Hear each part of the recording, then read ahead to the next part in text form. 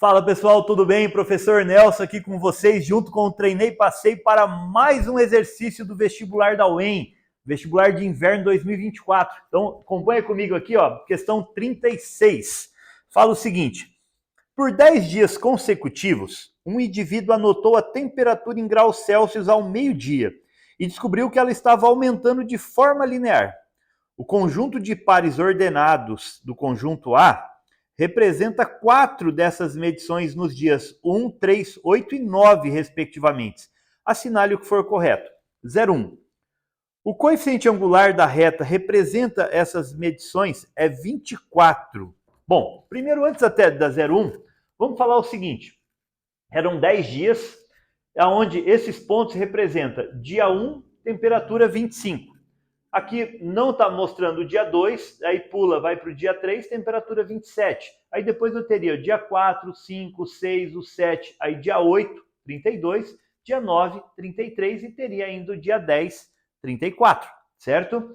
E aí na 0,1 ele quer saber se o coeficiente angular da reta que passaria por esses pontos é 24.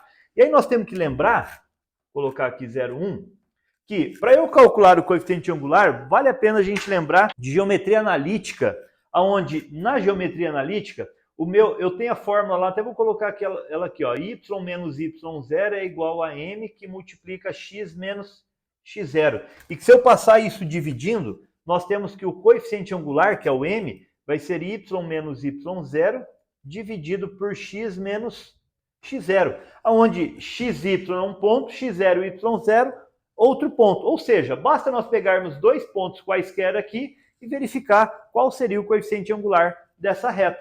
Então, o m vai ser, ó, vou pegar os dois primeiros, vou pegar o de trás menos o da frente, né? O segundo ponto menos o primeiro. Então, ó, primeiro é y. Então, 27 menos 25. 27 menos 25 dividido, e o x0 e y0 seria o 3 menos 1. 3 menos 1. Olha o que vai acontecer.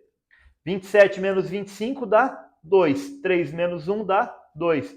E 2 por 2 dá 1. Ou seja, meu coeficiente angular aqui é 1, muito diferente do 24 que está sendo dito aí. Então, alternativa item 01, falsa, não marcamos. Está bem errado aí. Ok? 02. 02 fala o seguinte: a função que bem representa os dados obtidos é injetora? Bom, vamos lá, vamos lembrar primeiro o que é uma função injetora. Eu tenho dois conjuntos, como se fosse meu conjunto A, conjunto B, que representa meu domínio e contradomínio, e aqui eu tenho alguns elementos no meu domínio, e aqui eu tenho outros elementos no meu contradomínio. E aí o que acontece? Ó, um ponto leva aqui, aqui, aqui e aqui. O que acontece? Primeiro, para ser função, no meu conjunto A não pode sobrar elementos. Então aqui não sobrou nenhum elemento. E para ser chamado de injetora, os elementos que recebem seta só podem receber uma seta.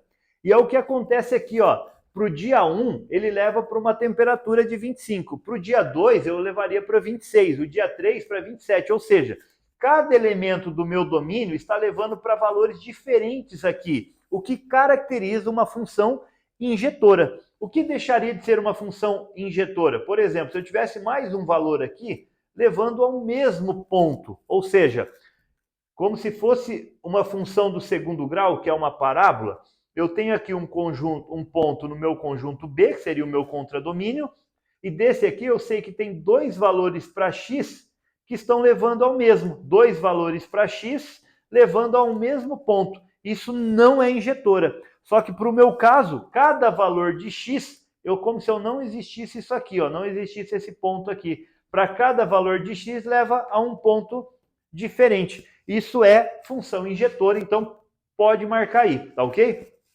E se falasse de sobrejetora, o que é uma função sobrejetora? É quando não sobra elementos no meu contradomínio. Então eu teria que ter outros valores aqui, levando para esses que temos ali, ó. Aí não sobrou elementos aqui. Dessa forma, ela seria injetora e sobrejetora, porque todos receberam seta e não sobrou nenhum. Agora, se eu tenho um outro aqui, ó, e levo aqui, aí ela deixa de ser injetora, porque duas setas levaram ao mesmo ponto, mas ela continuaria sendo sobrejetora. ok? E se ela fosse injetora e sobrejetora ao mesmo tempo, então nós passaríamos a ter uma função bijetora, beleza? Então marca aí 02 verdadeira. Vamos para a 04. A 04, ela diz que no dia 5 a temperatura era de 29. Ó, nem precisamos fazer conta, é só a gente verificar a sequência aqui, ó. Como eu falei, o dia 1 é 25, o dia 2 é 26, 3 é 27, o 4 seria 28 e o 5 seria 29. Só analisando mesmo, está crescendo de forma linear, então, ou seja, ele continua nessa mesma sequência sempre, então pode marcar 04 verdadeira, sem medo de ser feliz, tá? 08. A função que representa os dados é denominada função linear. Olha, eu confesso que eu quase marquei essa questão, tá? Eu quase caí na pegadinha. Na verdade, cheguei até a falar, não, é verdadeira. Daí eu falei, opa, peraí. Olha o que acontece. Quando a gente pensa numa função linear, nós estamos pensando numa função que tem como gráfico uma reta, certo? E o que acontece para esses elementos aqui é que eu não tenho reta, eu vou ter pontos. Eu tenho aqui, ó, o ponto do dia 1 levando aqui no dia 25. Certo? Eu tenho depois o dia 2 levando no 26. Eu tenho depois o dia 3 levando no 27. Só que o detalhe, os pontos estão de forma linear, como está lá no enunciado, aumentando de forma linear. Só que não existe elementos aqui no meio entre esses pontos. Por isso que eu não posso traçar a reta. Então, a função ali, que representa os dados, seria uma função de pontos e não de forma linear, tá ok? Não posso chamar que é uma função linear. Por isso está errado, porque não existe elementos entre 1 e 2 aqui, entre 2 e 3. É do 1 vai para o 2, que do 2 vai para o 3. Diferente se fosse uma reta, eu teria que considerar todos os infinitos pontos que existem entre 1 e 2, entre 2 e 3, entre 3 e 4, certo? Então essa é a diferença. O meu gráfico ele é formado somente por pontos e por isso não é uma função linear. Então essa é falsa. Tenho certeza que muita gente caiu nessa pegadinha. E por último, o item 16 fala que no conjunto de todas as medições que contém A, possui 20 elementos. Aí você pode falar, bom, não são 10 dias e cada dia eu represento aqui dia 1, temperatura 25, dia 2, temperatura 26. Então são 20? Não, porque nesse caso aqui, um elemento ele é formado pelos pontos dia, temperatura, ou seja, XY.